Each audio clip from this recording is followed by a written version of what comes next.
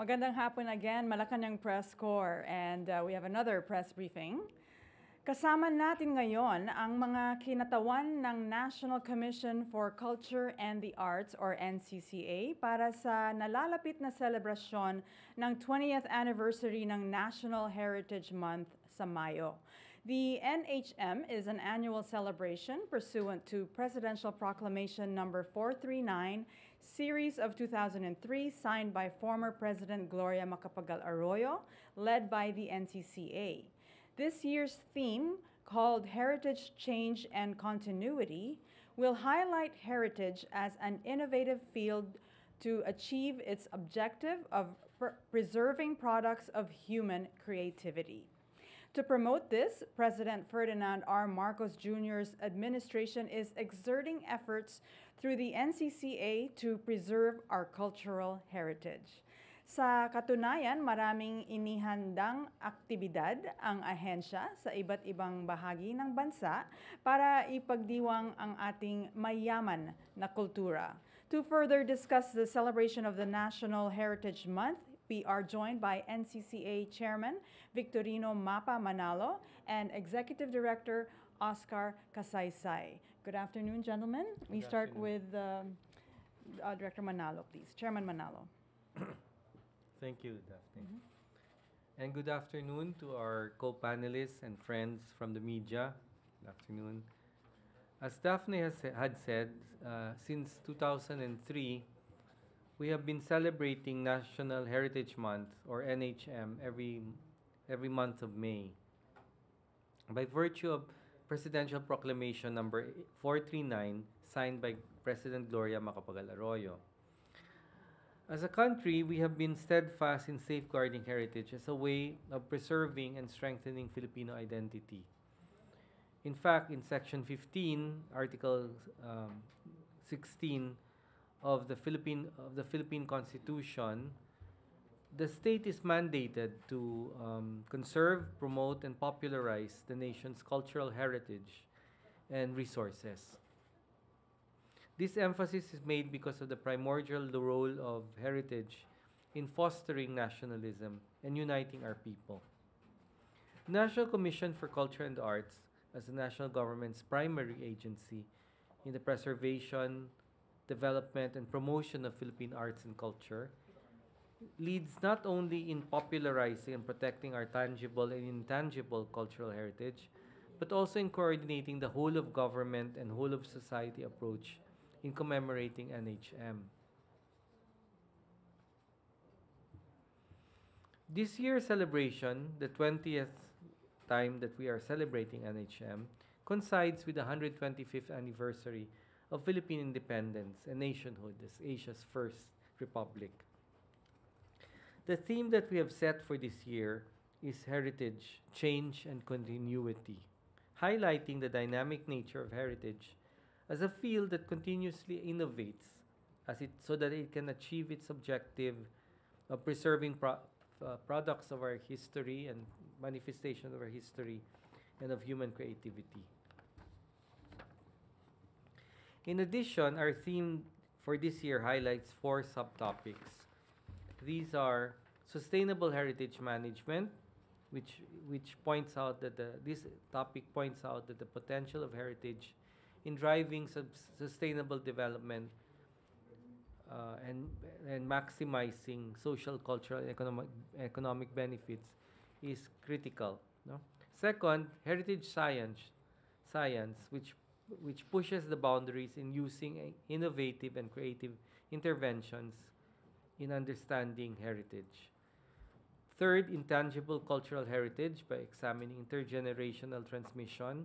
And finally, urban heritage, which emphasizes the urgent call for heritage conservation, especially in the urban setting in the 21st century. This is something that's important to, I guess, all 21st century cities. No? For the first time after the COVID pandemic, we will be returning to this tradition of an on-site kick-off ceremony. We will be having this ceremonial opening on Tuesday, May 2, in front of the Capiz provincial capital. This is the province of Capiz. No? We thank the provincial government of Capiz, led by Governor Frendenil Castro, for hosting our kickoff this year and for being an active partner of the NCCA. This is one of the most important aspects of the National Heritage Month that has developed through the years. The idea that local LGUs and local institutions partner with us. This is not just the NCCA's pet project or central project. It is now supported by many different local partners, especially LGUs. So, for example, we will be with the LGU. We will be engaged in cultural mapping activities and other culture and art initiatives. In addition, the NCCA, through its committees and under our different subcommissions, especially our subcommission on heritage, invites you all to the following events, which are going to be flashed on the screen.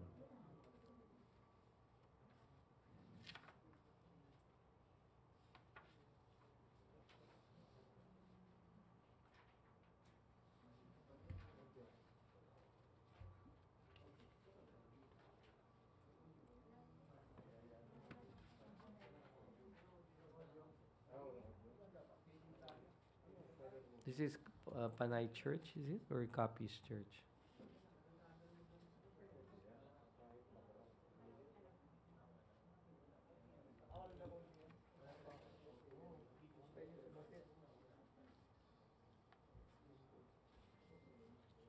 I think that's Capiz Church.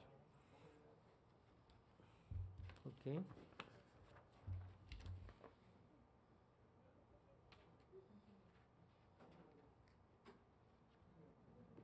You may also consult the complete lineup of activities for the 2023 NHM on our microsite to see the whole array of events hosted by our attached cultural agencies. Our microsite is NCCA period government period PH / National Heritage Month. You may also see other the sites of other national government agencies, local government units, and public and private educational institutions, as well as Philippine embassies, consulates, and missions overseas, local libraries, and private stakeholders.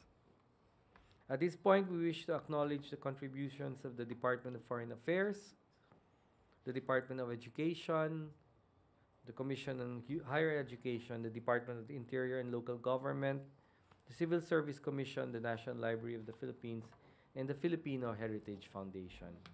We wouldn't be able to do this without our partners. They've helped us in encouraging our public and private stakeholders to come up with their own activities that engage our citizens towards a meaningful celebration of NHM. So in closing, our heritage as a nation and as one humanity is our key to understanding the present and the future through the legacy of the past. In the same way that we have been heirs to this legacy, handed down by previous generations, it is our duty to safeguard and preserve this heritage so that future generations can enjoy and benefit and learn from them. We hope that you will be with us as our partners in this important cause. And we also hope to really reach out more to young people and to our educational partners to follow the call of our president that everyone should really do their share in helping our educational institutions. Damo gid na salamat sa inyo tanan, and I wish you all a happy and meaningful celebration of National Heritage Month. Thank you. Thank you, NCCA Chairman Victorino Mapa Manalo. And now let's hear from Executive Director Oscar Casaysay. Yes, magandang hapon po sa ating lahat. Dagdag lang po sa sinabi ng ating chairman na kasabay nga nitong ating pag-celebrate ng 20 years ng National Heritage Month ay ang 125 anniversary ng ating First Philippine Republic. And with that, during the kick-off, we are launching the National Heritage Month 2023 commemorative stamp entitled Kalayaan ay Pamana. So, ito rin po ay gagawin sa probinsya ng Capiz. Ayan. Ayun po. Maraming Yan ang salamat. hapon po. Are there any questions? May mga katanungan ba from the floor?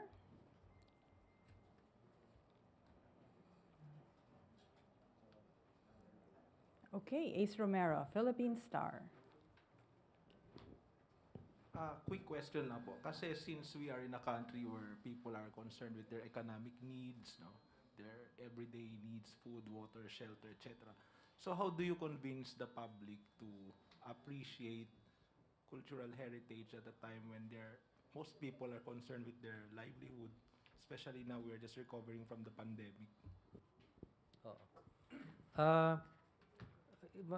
Sa totoo lang, pwede mo sabihin na masalimuot ito na question, no? Na bakit ba? In fact, minsan may isang researcher or isang kilalang cultural worker na tinatanong niya lagi, ano nga ba ang heritage? Makakain ba yan? No? First of all, siguro kailangan natin bigyan diin na ang heritage ay may kinalaman din sa ating mga hanap buhay, no? Nakakadagdag ito sa hanap buhay. Dahil nga ang isang heritage site, kung talagang maayos ang kanyang protekta, pag-conserve, no? At maayos ang tayo niya at talagang napropromote siya kung anong maganda sa kanya, attract ito ng mga turista, mga tao, ng publiko, at nagiging source siya of income through tourism, no? So yan ang isang malaking bagay, at you can see na halos ang nagsasalba sa mga bansa katulad, or malaki ang papel ng heritage as income generator through tourism. Malaki ang papel sa mga bansa katulad ng Cambodia at Laos, no? Sa Cambodia halimbawa, ang heritage structure nila yung isa sa pinakamalaking templo sa sa mundo, yung Angkor Wat, ay ito talagang milyones ang na-attract nito. So talagang nakakatulong ang heritage lalo na kung maayos. Kung hindi nga maayos ang Angkor Wat, kung puno pa rin ng mga mina, mga landmines, at mga forest, hindi ito mag-a-attract. So kailangan talagang ayusin ang ating heritage kasi nakakatulong ito. At the same time, hindi natin maitatwa na kasing importante or higit pa na mas maimportante ang punto na ang heritage kumbaga nakakapagpatibay yan sa ating loob, no? So lalo na galing tayo sa pandemic na kumbaga pwede mo sabihin medyo nabura o nabawasan ang ating self-confidence, ang lakas ng ating loob. Pag nakita mo yung mga gawa ng mga ninuno mo, paggawa ng mga struktura na galing pa from the past, no? Maiisip mo talaga or lalakas ang loob mo na tingnan mo na naka-survive din pala despite all the problems of the world, no? So yan din ang isa sa mga nagagawa ng heritage. It gives us a boost to our self-worth, no? Salamat po, maganda na tanong po yan. Okay, any questions? Promise yung next answer maikli na. I just also wanted to point out that you had mentioned that the calendar of the activities is posted in your site. And what was the website again? It's a microsite para maalam ng lahat kung ano ang mga activities. NCCA.gov.ph/National Heritage Month. Search na lang National Heritage Month. Yes. And most of the events that you have, such as the Capacity Building and Heritage Management Clinic, those are going to be broadcast in your Facebook page, I believe. Yes. And other social media platforms po of NCCA official. Mm-hmm. And you also had mentioned that you are calling on the involvement of young people Yes. So paano natin yan ma-encourage through through the NCCA? How do we reach our youth? Uso pa naman ngayon ang ating buhay na buhay ang kultura sa mga animators, mga Yes. 'di ba? Mga Yes po. illustrators. Actually, marami din po nagtatanong, bakit sa Capiz ang napili? Apart from, it is a home of two indigenous cultural communities, Panay on, ano yung, and Ati, no? These are the indigenous peoples wherein we could really makikita natin how resilient the Filipinos are, and through their songs and their artworks and crafts, we encourage the young people to yung matuto sila sa mga nakaraan. And with this, sabi nyo nga po na dahil ang mga kabataan ay talagang nakatali sa kanilang mga cellphone, we use also the social platforms such as TikTok, Instagram, and of course, the famous one is the Facebook. So everything will be viewed online, and we encourage them to participate our online and virtual discussions, especially the teachers, through the Department of Education. As our chairman said, we encourage collaborations para mas natututo po sila. Dahil alam naman po natin, pag usaping kasaysayan at usaping cultural heritage, talagang ito'y napaka-boring na subject matter. Hindi naman. At pero for Sabi young ng iba, people, sabi ng iba. lalong-lalo na pag hindi magaling yung teacher, talagang pinag-memorize lang sila ng mga dates at kung ano-ano pa mga pangalan. But then again, dito natin makikita, no? Lalong-lalo na buhay ang ating mga pamana ng ating bayan, at makikita din natin ito, no? Yung mga iba't ibang tangible, sabi nga ni Chairman, mga intangible, mga heritage natin through the arts and music. That's great. And Daphne, siguro pwede din idagdag. Thank you, Oka. Pwede rin siguro idagdag na gumagawa nga kami ngayon, nagsisimula kami na gumawa ng mga modules for teaching about heritage to young people, no? Pero innately kasi marami talaga there are many things, no, na kung hindi sila masyadong makikinig sa mga sabi-sabi katulad ng binanggit ni ED, no, ni Executive Director Oka, pero makikita talaga na may mapupulot sila sa heritage na pwede nilang magamit sa kanilang mga creative activities. Katulad ng halimbawa, 'di ba, yung mga halimbawa yung Harry Potter. Ang Harry Potter ay kung tuusin mo, it is actually utilizing the heritage of Britain, 'di ba? Castle yung school nila, Hogwarts. So, yung traditions ng England, ng UK, nagagamit ito sa mga bagong mga palabas, bagong kwento. So we would also want to stress that in our activities, especially in the coming months, no, not necessarily just for Heritage Month, no. Okay, yeah, and I see that the digital poster that was flashed earlier is actually a result of a competition among the youth. Okay. So if we have actually seen it online, a lot of the young Filipinos now are so inspired by mga kwento and mga fables natin, mga myths, folklore. So uso to sa mga bata, I think. Parang anime pero Correct. based on Philippine image history, no? That's right. And so that's part of our National Heritage Month Exactly. promotions. Okay, is there anything else that you wanted to add, sirs? Are there any more questions? Okay. There, that's the poster. Yan. Ganda. Oo. So the theme again is Heritage, Change, and Continuity. National Heritage Month, and it begins May 2023. Okay. Thank you very much, Malacañang Press Corps, and thank you again to our NCCA Chairman Victorino Mapa Manalo and Executive Director Oscar Casaysay. Magandang hapon sa inyong lahat. Thank you.